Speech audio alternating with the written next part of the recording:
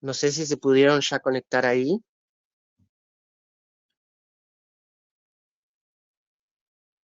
Estamos en eso, profe. Tranquila, tranquila. Aparte acá hay, hay mucho viento, debe ser eso, las conexiones andan mal en esto, con el tema del viento.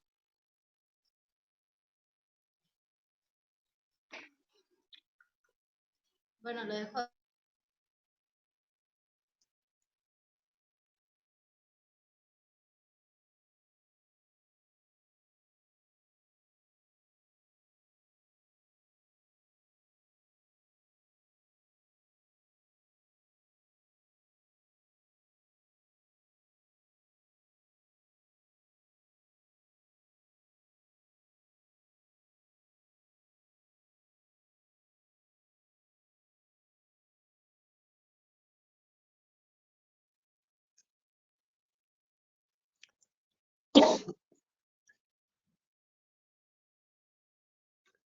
Avísenme cuando puedan conectarlo, ¿sí? Profe, ya estamos. ¿Ya está? ¿Se sigue viendo el Power entonces?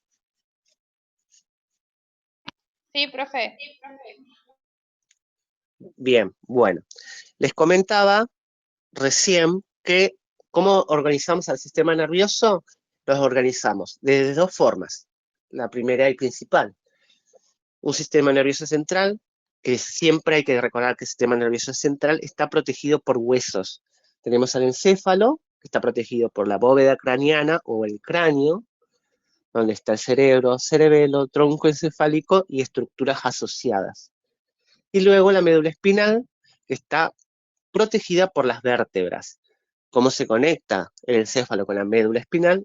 A través del agujero magno que se encuentra en el piso de lo que es el cráneo, que si se recuerdan del sistema esquelético, es un agujero grande que por ahí se conecta el tronco encefálico con la médula espinal, se continúa. Y luego tenemos al sistema nervioso periférico, que está compuesto por nervios, por ganglios, por plexos entéricos y por receptores sensoriales.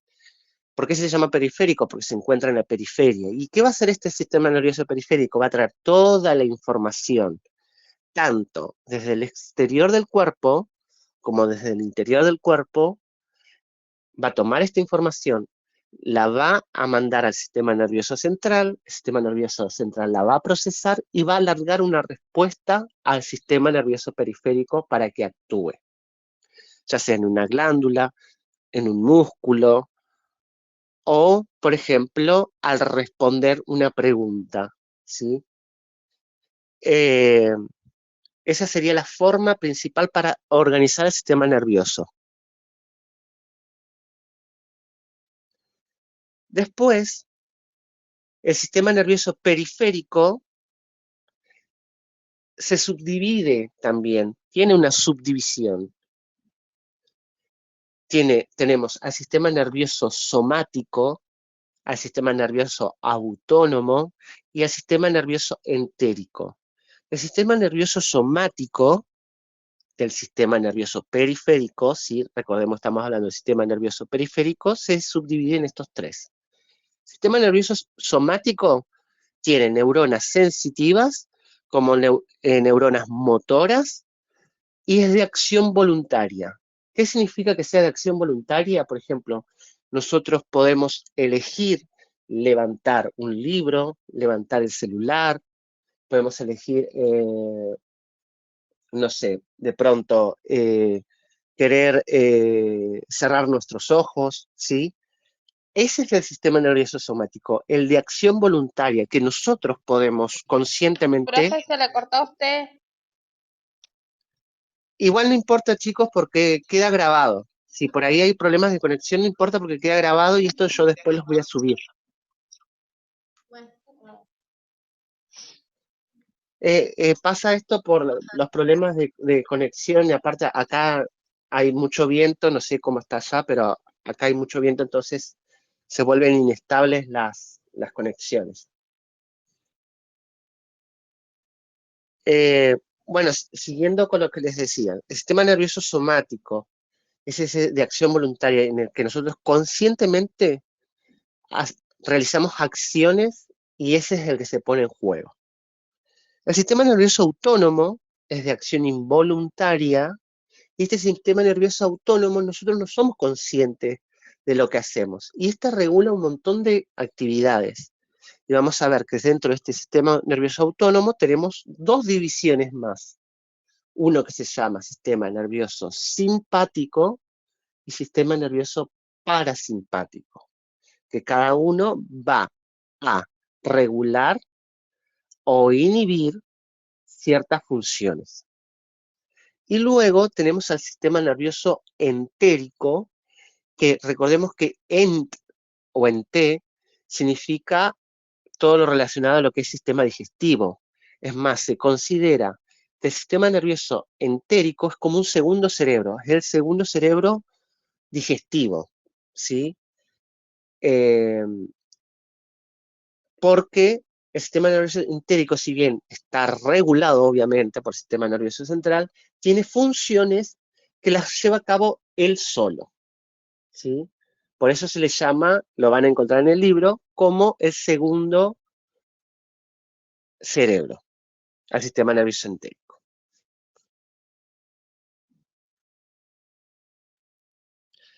Y acá tenemos que recordar algo que habíamos visto en la primera unidad, una de las primeras unidades, sobre los sistemas de retroalimentación. ¿Se acuerdan que en los sistemas de retroalimentación nosotros teníamos un centro de control que vigilaba ciertas actividades, ciertas cosas, ciertas condiciones controladas, como la temperatura, la glucosa en sangre, etc.? Y este sistema de control es el sistema nervioso, como también el sistema endocrino, ¿no? Recordemos que hay un estímulo, por ejemplo, se me sube la presión arterial. Ese estímulo llega al sistema nervioso central, le dice, che, está la presión alta. Entonces, el sistema nervioso central procesa esta información y larga una respuesta para bajar la presión arterial, ¿sí?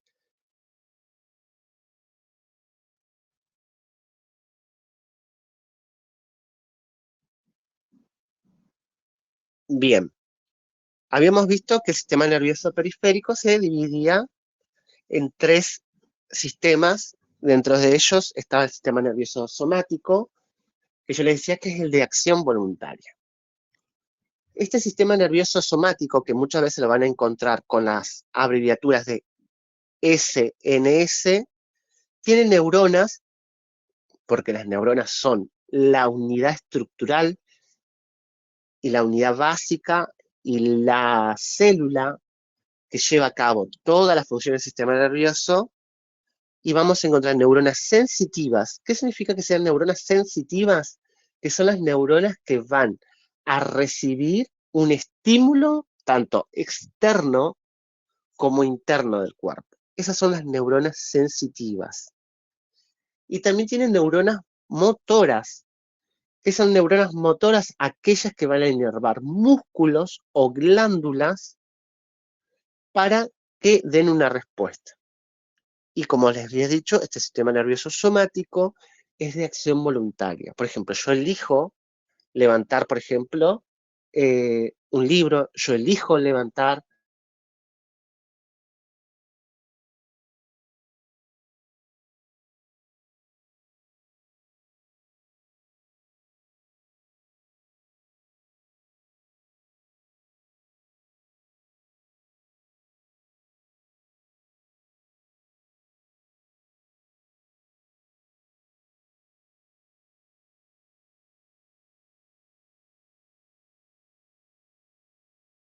y esa aguja está justo pinchando la piel.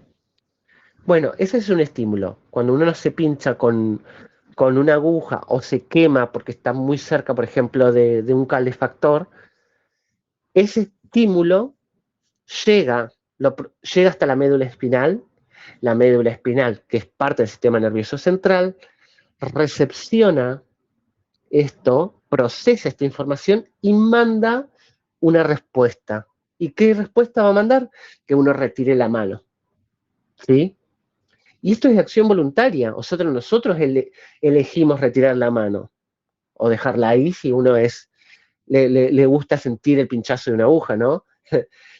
Pero es de acción voluntaria. Recordemos siempre que el sistema nervioso somático es de acción voluntaria y tiene neuronas tanto sensitivas como neuronas motoras.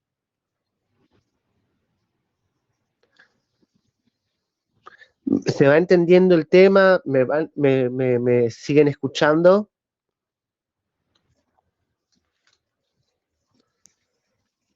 Sí, profe, se escucha.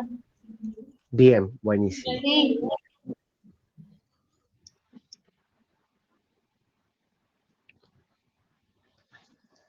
Después, también tenemos el sistema nervioso autónomo, dentro del sistema nervioso periférico, que también tiene neuronas sensitivas y neuronas motoras.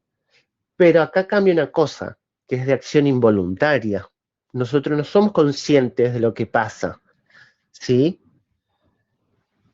Y les había dicho que este sistema nervioso autónomo a la vez se subdividía en dos más, que está la división simpática o sistema nervioso simpático, que se abrevia SNSP minúscula, y la división parasimpática, que se abrevia SNPS minúscula. Y vieron que ahí dice que uno es de acción de lucha y huida y otro es de acción de reposo y digestión. ¿A qué se refiere esto? Supongamos que nosotros vamos por la calle y aparece una persona de la nada saliendo de algún lado a querernos robar. ¿Cómo no vamos a sentir? Vamos a entrar como en ganas de correr, ¿sí? Y acá se pone en juego este sistema nervioso. El sistema nervioso autónomo, la división simpática. Por eso se llama de lucha-huida. ¿Y cómo nos vamos a sentir nosotros cuando vemos esta acción? Y vamos a empezar nuestro corazón se va a acelerar, nuestras pupilas se van a dilatar, ¿sí? Nuestros músculos van a empezar a trabajar un montón porque van a querer huir, ¿sí? Tienen una acción por ejemplo, de contraer músculos, los músculos esqueléticos, de dilatar las pupilas, por ejemplo, sudar, ¿sí? Porque nos encontramos en una situación que nos pone alterados, por así decirlo. O, por ejemplo, cuando, no sé, vemos a alguien que nos gusta, que uno se pone, se empieza a ponerse rojo, quiere huir de esa situación y demás, ¿sí? Por eso se llama este sistema de lucha-huida, porque tiene efectos sobre nuestro cuerpo que vamos a ver que muchos son efectos que potencian algunas reacciones y otras las inhiben. Por ejemplo, en el caso del robo, nosotros no vamos a sentir la necesidad de comer, no vamos a sentir la necesidad de salivar, no vamos a sentir la necesidad de ir a orinar o de defecar, ¿sí? Esas acciones las inhibe porque estamos en otra situación. Ahora, este sistema nervioso simpático tiene su contrario, que es el sistema nervioso parasimpático, que es aquel de reposo, el de digestión. Por ejemplo, estar en su casa mirando una serie un fin de semana.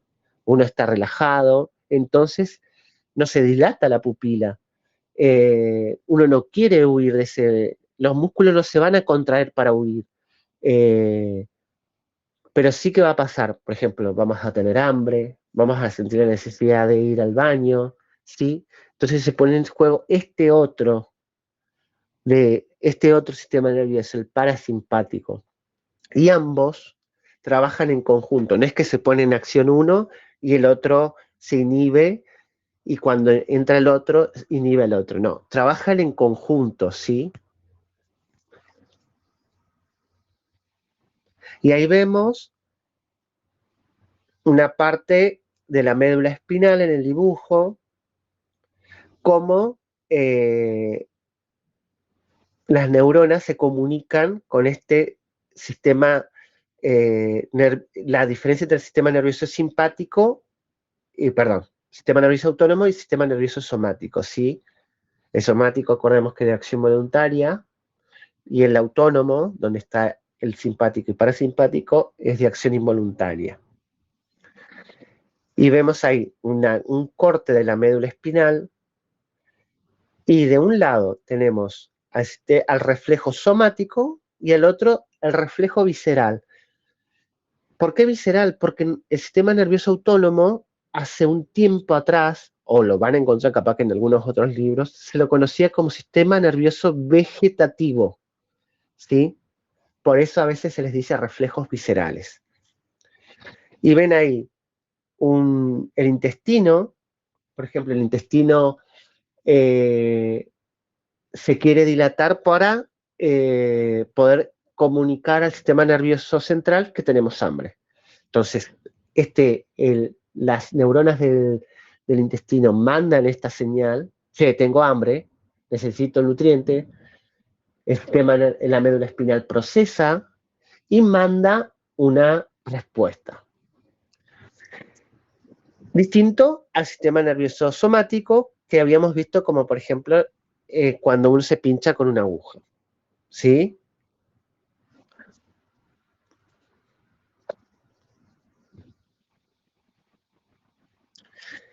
Y finalmente tenemos dentro de las divisiones del sistema nervioso periférico al sistema nervioso entérico, el que yo les decía que es como el segundo cerebro, el cerebro digestivo.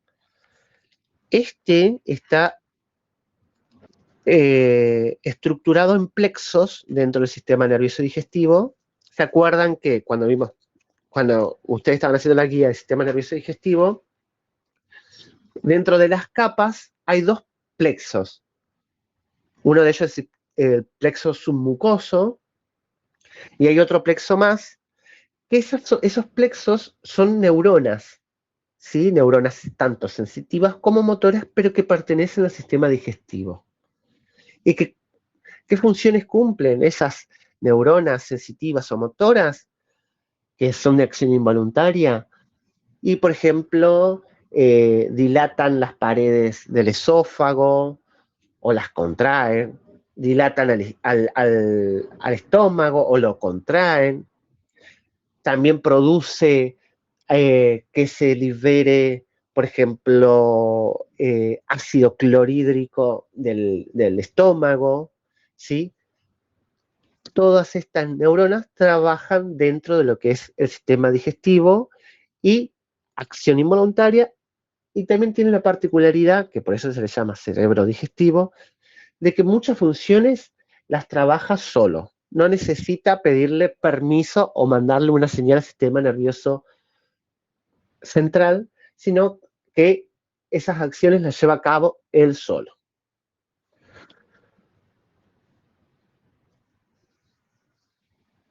Y acá tenemos un cuadro hermoso donde podemos ver las subdivisiones al sistema nervioso central, ¿sí?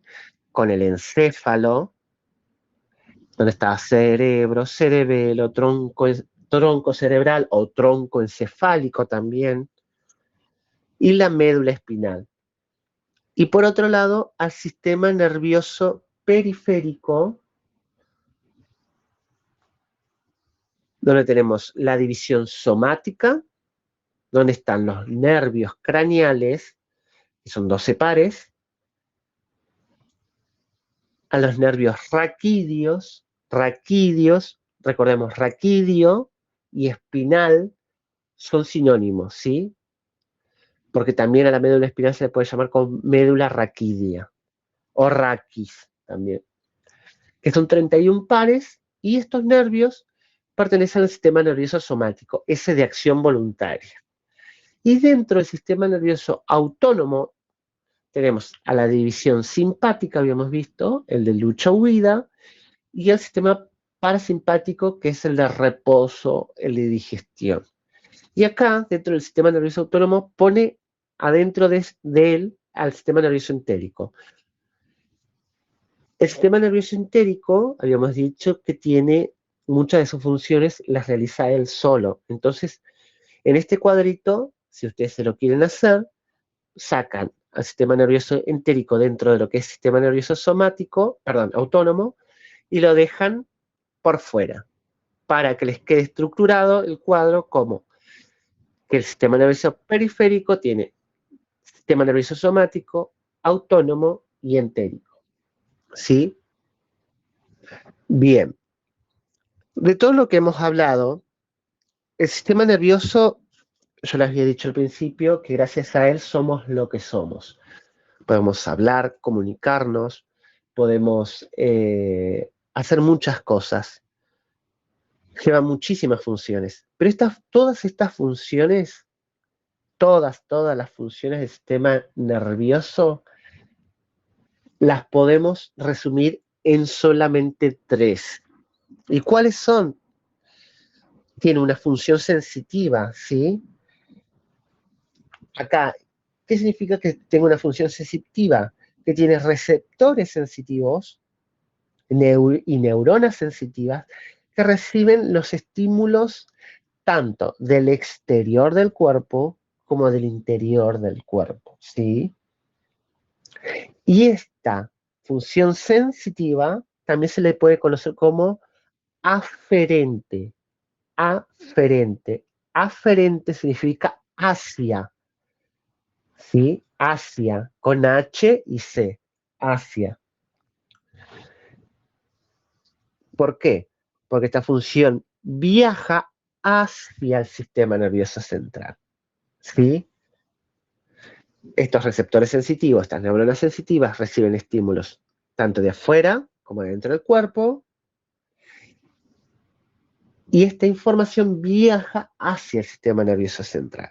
Esta es una de las funciones. La otra función es la función de integración o la función integradora, ¿sí? La función de proceso. Esta está mediada por neuronas que se llaman interneuronas o neuronas de asociación. Estas neuronas son las que procesan la información y se encuentran en el sistema nervioso central. O sea, llega la información y esta neurona procesa eso lo que le llegó. Por ejemplo, no sé, vi un lemon pie y tengo ganas de comerlo. Entonces, mis ojos están viendo esto, un receptor sensitivo va a mandar esta información que vi el lemon pie, va a llegar al sistema nervioso central, el sistema nervioso central va a procesar esto. Ah, está viendo un lemon pie, tiene hambre, y va a mandar una respuesta. ¿Y cuál va a ser la respuesta? Por ejemplo, cuando vemos a lo que nos gusta, ¿qué nos pasa? Salivamos, nos da como tipo una ansiedad de querer comerlo, y que vamos y comemos, ¿sí? Que esa sería, esa acción de ir y comer, esa es la acción motora, la función motora que tiene el sistema nervioso. Y esta función motora está mediada por neuronas motoras, que pueden ser voluntarias o involuntarias, como habíamos visto anteriormente. Y esta función motora también se la puede conocer como eferente, ¿sí? Eferente. Eferente, acción motora. Aferente es la acción sensitiva, ¿sí? Aferente, eferente. Para que cuando lean no se confundan. Aferente, acción sensitiva. Eferente, acción motora.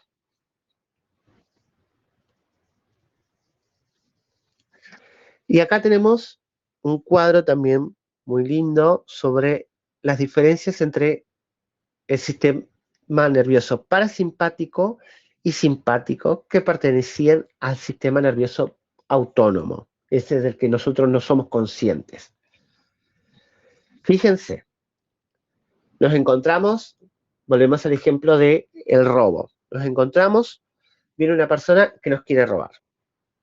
¿Qué va a pasar? Se nos va a dilatar la pupila, aumenta la fuerza y la frecuencia del corazón, o sea, vamos a entrar como en taquicardia, ¿sí?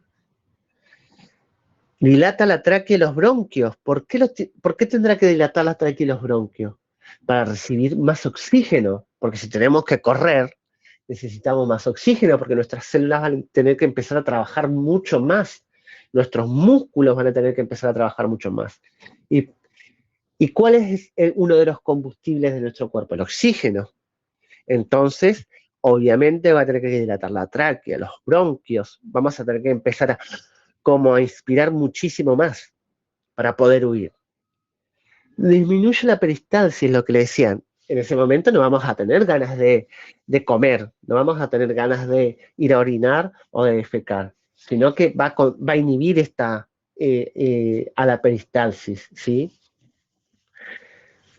Estimulan las glándulas suprarrenales. Las glándulas suprarrenales son las glándulas que están encima de los riñones, que son como un sombrerito.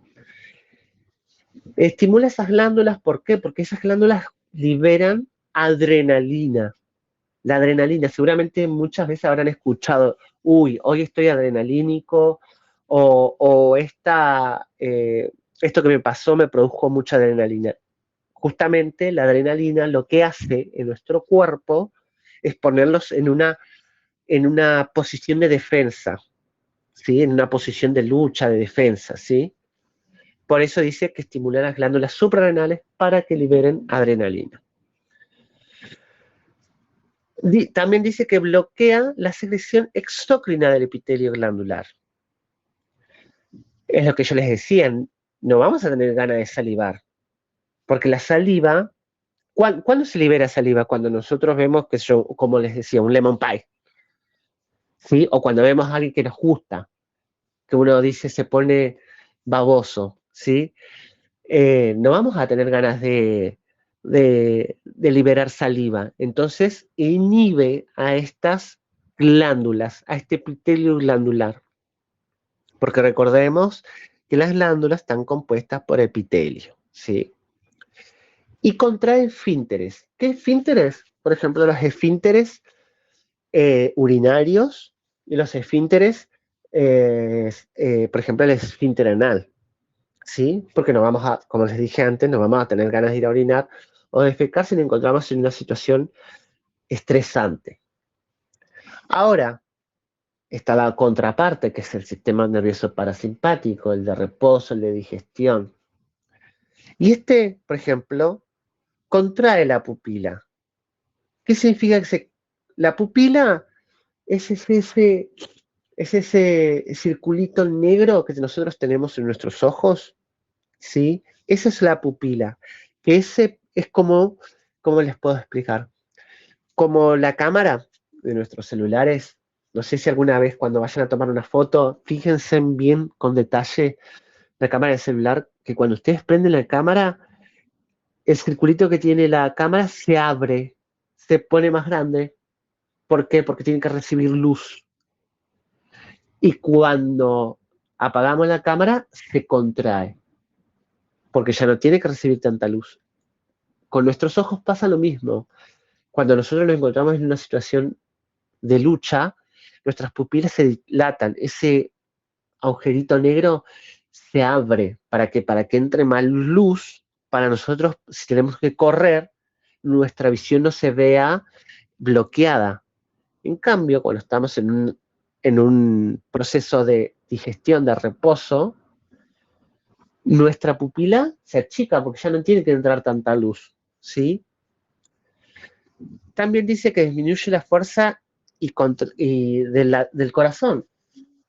Nosotros no estamos en taquicardia cuando estamos mirando una serie. Nuestro corazón está súper relajado, ¿sí? Dice que estimula también la bronquioconstricción. No vamos a necesitar que ingrese más oxígeno cuando nosotros estamos en reposo. Va a tener que entrar el oxígeno que es necesario para poder sobrevivir, pero no como en la situación de correr, ¿sí? También dice que estimula la peristalsis gastrointestinal y la uretral. Uretral, estamos hablando del sistema urinario, ¿no? Vamos a tener peristalsis y vamos a tener ganas de, por ejemplo, de ir al baño, ¿sí? También estimula la secreción exócrina del epitelio glandular. Vamos a salivar. En reposo o en digestión, con el sistema nervioso parasimpático, vamos a salivar, ¿sí?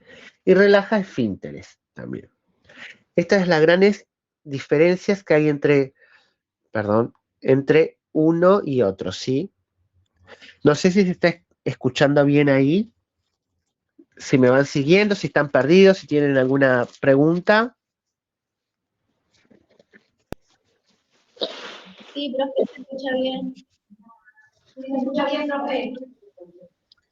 Buenísimo. ¿Alguna consulta, alguna pregunta, alguna duda que le hayas quedado? No, profe. Bueno. Entonces, decíamos, estas son las grandes diferencias entre uno y otro, entre la división simpática y parasimpática del sistema nervioso autónomo. Y acá también tenemos otro dibujo genial, que acá están las dos divisiones. De un lado, parasimpática y simpática. Si vemos sistema nervioso parasimpático, vieron que hay puntitos negros que están unos cerca del tronco encefálico, cerca del encéfalo, y otros puntos negros abajo donde está el sacro. ¿Sí? ¿Por qué? Porque el sistema nervioso parasimpático tiene solamente ganglios y ganglios. Y tiene neuronas que van a inervar, van a dilatar la pupila, van a contraer la pupila, van a estimular la salivación, relajar el corazón, etc. Solamente en esa parte, en la parte cerca del encéfalo y en la parte sacra. Solamente ahí se encuentra ubicado el sistema nervioso parasimpático. En cambio, el sistema nervioso simpático es toracolumbar, se le dice toracolumbar. ¿Por qué? Porque va a tener los ganglios, las neuronas ubicadas en la parte torácica y lumbar, ¿sí? Esa es como para que ustedes más o menos vean la ubicación de estos dos sistemas, dónde están. Y ahí les dice todo lo que cada uno hace en determinadas estructuras del cuerpo.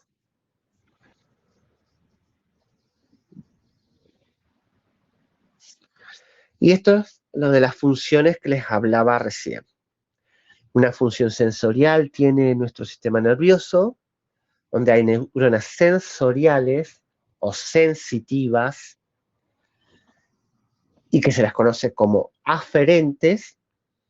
Una función de integración, o sea, una interneurona o de asociación, y una función motora, que también se las conoce como eferente. Y ahí tenemos un ejemplo donde están las tres funciones.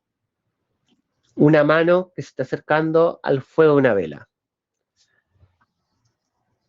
Nosotros en nuestras manos tenemos receptores dentro de nuestra piel, receptores que reciben estímulos del calor, ¿sí? Entonces, cuando nosotros acercamos la mano al fuego, esos receptores reciben este estímulo. Entonces, estos receptores o neuronas sensitivas están cumpliendo la función sensitiva, envían esa información a médula espinal, que es parte del sistema nervioso central. Este lo procesa, está diciendo, está sintiendo calor. Entonces, ¿qué manda? Otra señal, que es la función motora, de quedarse ahí o retirar la mano. ¿Sí? Acá en este dibujo podemos ver las tres funciones que tiene este gran sistema, que es el sistema nervioso. Ahora, vieron que yo les decía que las neuronas son las que llevan a cabo todas las funciones del sistema nervioso. Pero las neuronas no son las únicas células que pertenecen al sistema nervioso. También hay otras células que se llaman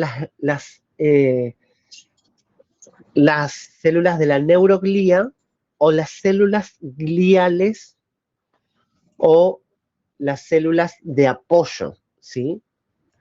¿Por qué? Porque las neuronas son las que hacen todas estas funciones de sensitiva, interacción y motora, las lleva a cabo solamente la neurona, pero también están las neuroglía, que son las células de apoyo, las células auxiliares de este sistema nervioso, que no realizan las funciones que realizan las neuronas, pero estas les ayudan.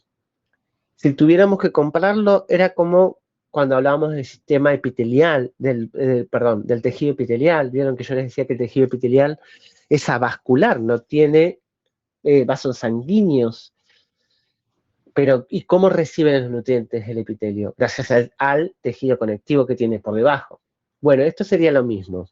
Las neuronas cumplen todas esas funciones, pero ¿quién nutre a las neuronas? ¿Quién las sostiene en los lugares y demás? Son las células gliales, ¿sí? Que son varias células que vamos a ver que dentro de ellas están los astrocitos, las células de Schwann, los oligodendrocitos y demás.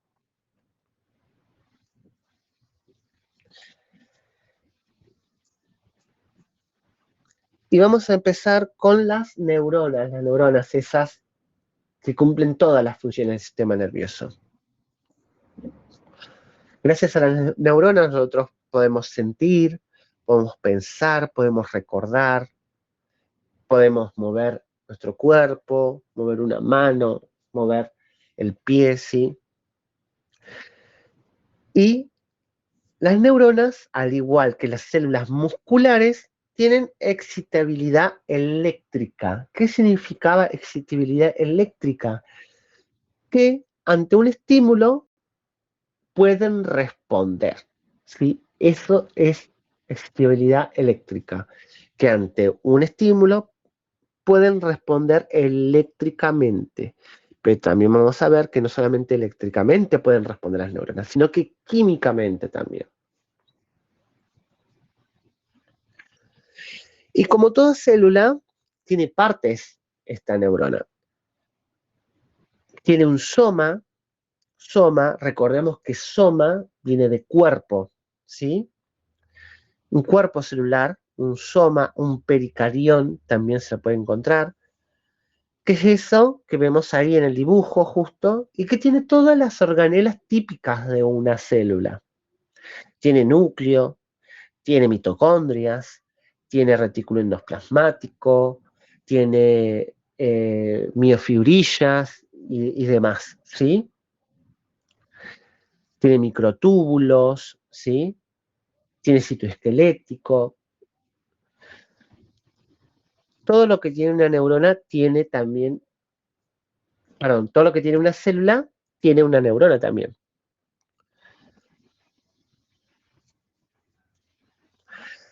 También tiene unas prolongaciones que se llaman dendritas, que son esas que tienen, que simulan, que salen del soma. El soma es eso azul que ven ahí con el puntito rojo. Sí, que el punto rojo sería como el núcleo de la célula. Y vieron que le salen unas prolongaciones en rama. Esas son dendritas, se llama. Dendritas, dendrón, árbol, dendrítico. Y esta dendrita, ¿qué función cumple? Recibe los impulsos nerviosos. Es la porción receptora. O sea, hay una neurona, por ejemplo, una neurona posterior, le manda una señal eléctrica, ¿y por dónde va a ingresar a la otra neurona? A través de las dendritas, ¿sí? Es la porción receptora. Y generalmente las dendritas no están mielinizadas. Después vamos a ver qué es lo que significa mielinización. Entonces, repasando, lo que sale del soma en forma de árbol son las dendritas o dendrón, también se lo puede conocer. Después esta neurona tiene un axón. El axón es eso que también sale del soma, esa cola que tiene, eso se llama axón. Y el axón es el que transmite los impulsos nerviosos, o sea, la dendrita recibe el impulso nervioso, el soma pasa por el soma y se va por el axón este impulso nervioso, ¿sí? Y lo envía a otra neurona, ¿no? Y tiene varias partes este axón. Tiene un cono axónico, tiene segmentos iniciales, una zona gatillo, un axoplasma. Axoplasma, ¿a qué lo podríamos asociar? Plasma, al líquido, ¿sí? Tiene el líquido, este axón. Pero ahí, en esa parte, se llama axoplasma, ¿sí? Axolema tiene, el axolema es la membrana plasmática del axón, tiene terminales axónicas, tiene bulbos terminales, tiene vesículas sinápticas y tiene neurotransmisores. Miren todas las cosas que tiene este axón, tiene un montón de cosas, ¿sí? Y es esa colita que sale de lo que es el soma.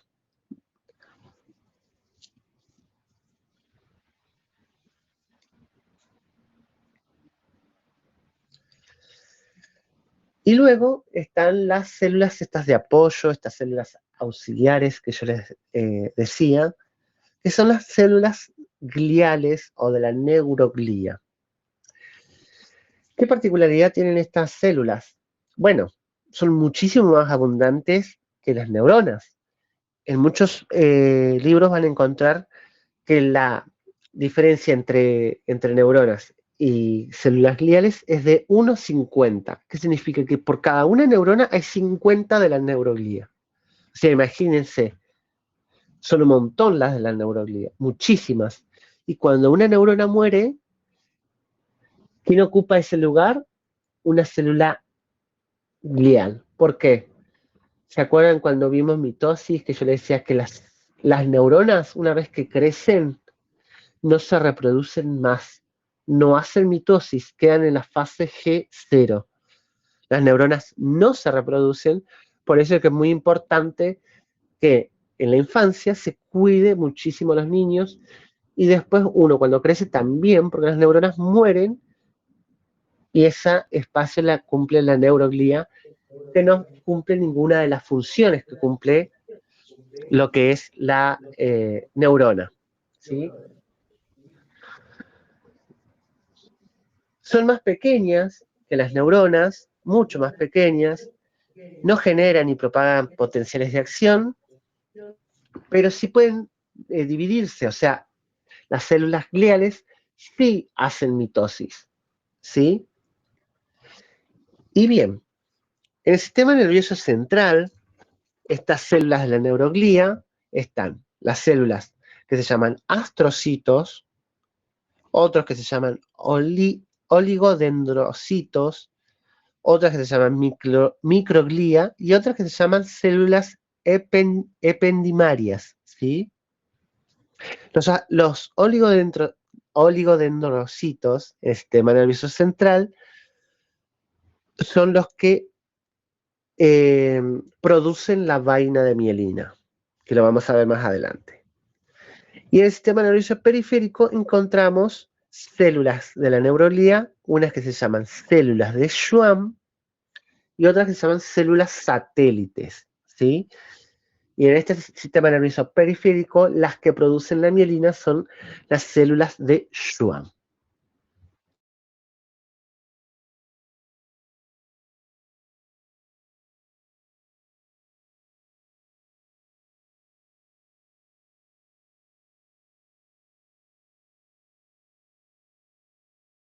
Al astrocito, cómo se vincula con la neurona.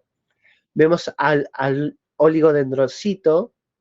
Acá estaríamos hablando de una neurona del sistema nervioso central, porque vieron que yo les decía que el oligodendrocito, que está en el sistema nervioso central, es el que produce la mielina. Y vieron, ese oligodendrocito está como agarrando a la neurona y a la vez le está proporcionando una vaina, que es la vaina de mielina. ¿Sí?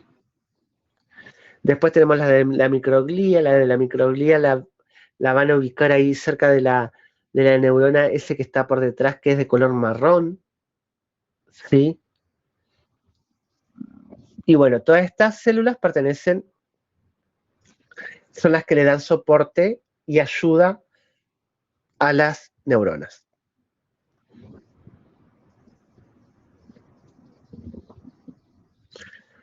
Bien, y vieron que yo les decía que tenemos a los oligodendrocitos en el sistema nervioso central, que producen vaina de mielina, y a las células de Schwann, el sistema nervioso periférico, que también producen vaina de mielina. ¿Qué es la vaina de mielina? La vaina de mielina es una cubierta, es una membrana que es muy rica en lípidos y proteínas y está dispuesta como en varias capas, ¿sí? Y ahí dice, está producida por las células gliales, las de Schwann, el sistema nervioso periférico, y los oligodendrocitos, el sistema nervioso central. ¿Qué función tiene esta vaina de mielina? Aísla eléctricamente al axón. El axón, recordemos que es esa cola que sale del soma de la neurona. ¿Qué significa que lo aísla? A ver, pensemos en los cables que traen electricidad a nuestras casas. Vieron que si ustedes cortan un cable, tienen todos esos pelitos de cobre que son los que conducen la electricidad. Si esos pelitos estuvieran sin la protección, la electricidad se iría para cualquier lado, se dispararía para cualquier lado. ¿Quién es el que le conduce que vaya en una sola dirección y se mantenga dentro de esa dirección? Es el cable, ¿no? Bueno, acá pasa lo mismo con la neurona. La neurona, cuando recibe un impulso eléctrico y lo tiene que transmitir, para que ese impulso eléctrico no ande por cualquier lado, tiene que tener una cubierta para que siga una sola dirección. Y es gracias a la vaina de mielina que tiene que vaya en una sola dirección. ¿Sí? Por eso que dice que lo aísla eléctricamente. Y aumenta la velocidad de la conducción. ¿Sí? Teniendo esta protección, como tienen los cables de cobre, hace que el impulso nervioso vaya mucho más fuerte y en una sola dirección, ¿sí?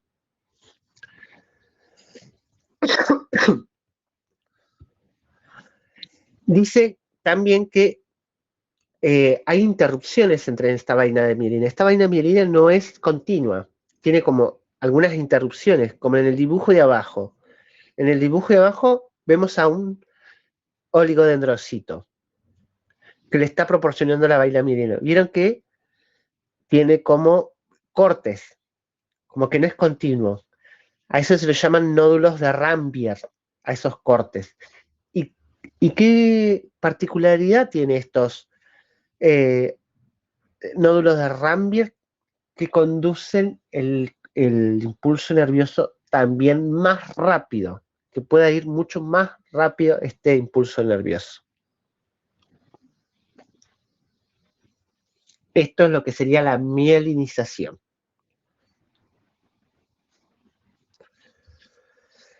Bien. Habíamos visto que las neuronas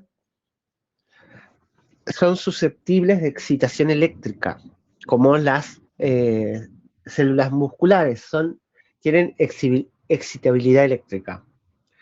Y se comunican neurona con neurona o neurona con músculo o neurona con glándula a través de potenciales de acción. Las neuronas se comunican entre sí a través de potenciales de acción. Los potenciales de acción son aquellos que permiten la comunicación entre una y otra de corta y de larga distancia. Imagínense, yo por ejemplo mido 1,80 y no sé, quiero realizar alguna acción o dentro o fuera del cuerpo. Y por ejemplo tenemos una neurona al nivel de cervical y tiene que ir a comunicarse con una neurona a nivel pedio del pie. Imagínense todo el trayecto que tiene que hacer esa neurona. Entonces, a través de los potenciales de acción, que son para comunicarse a corta y larga distancia, se comunican estas neuronas. ¿Sí? Y los potenciales graduados solamente se utilizan para comunicación a corta distancia. ¿Sí? Esta es la gran diferencia entre estos potenciales. Potencial de acción, se comunican las neuronas a corta o larga distancia y los potenciales graduados sirven para la comunicación a corta distancia nada más. Y tenemos canales iónicos. ¿Se acuerdan que cuando vieron cuando vieron corazón, hay canales que permiten que ingresen unos iones que están fuera de la célula y salgan otros iones dentro de la célula, y estos cambios hacían que se produciera, por ejemplo, una respuesta eléctrica o química. Bueno, estos canales iónicos, hay canales pasivos que se abren y se cierran de forma aleatoria, ¿sí? También hay canales dependientes del ligando. Dependientes del ligando se llaman, ¿por qué? Los ligandos son estímulos químicos, son moléculas químicas que al unirse con estos canales se pueden abrir, ¿sí? Y solamente se van a abrir a ese ligando, no a cualquiera, ¿sí? Ligando son estímulos, son moléculas químicas, ¿sí? Y que este estímulo químico abre este canal. Después están los canales accionados mecánicamente. Se abren y se cierran luego de una estimulación mecánica, ¿sí? Por ejemplo, el tacto, la presión o el estiramiento de un tejido hacen que estos canales se abran, ¿sí? Por ejemplo, el tacto, el tocar algo, o la presión, sentir presión, por ejemplo, no sé, que alguien nos toque, nos apriete, por así decirlo, o nos pellizque, o ante el estiramiento de un tejido, que eso no lo vamos a sentir, sino se siente dentro del cuerpo, estos canales se abren para poder mandar esta señal, ¿sí? Y después están los dependientes de voltaje. ¿Qué significa que sean dependientes de voltaje? Que se van a abrir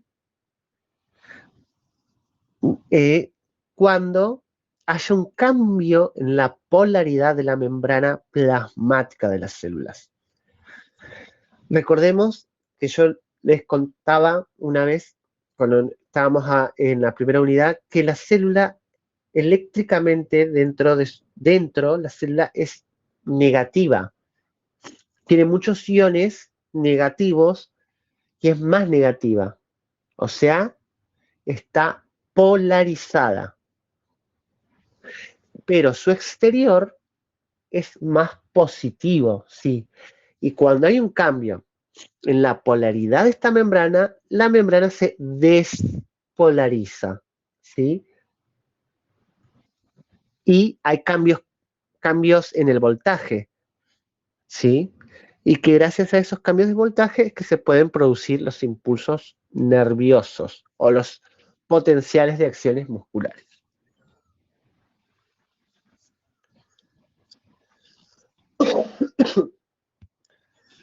Y acá tenemos que hablar de otra cosa que es el potencial de membrana en reposo.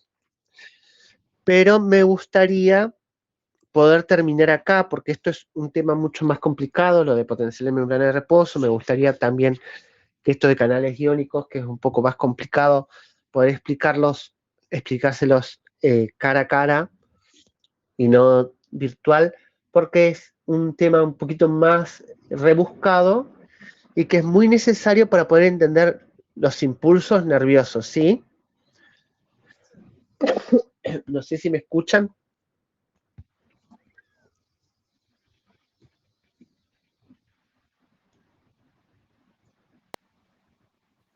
Sí, profe, te escuchamos. Bien. Vamos a dejar hasta acá,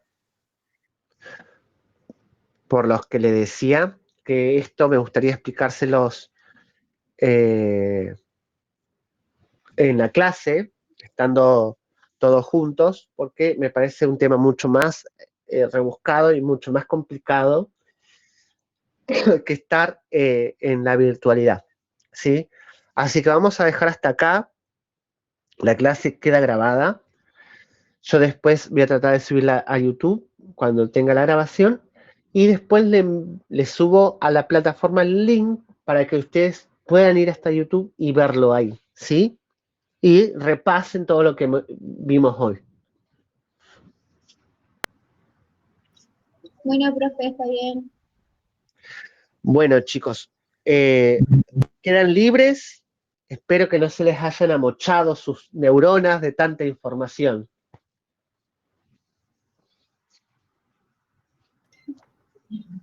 Bueno, profe. Bueno, chicos, los abandono, los dejo libres, sean libres, estudien mucho y nos vemos la semana que viene si Dios quiere. Que se recupere, chao. Chau, chau.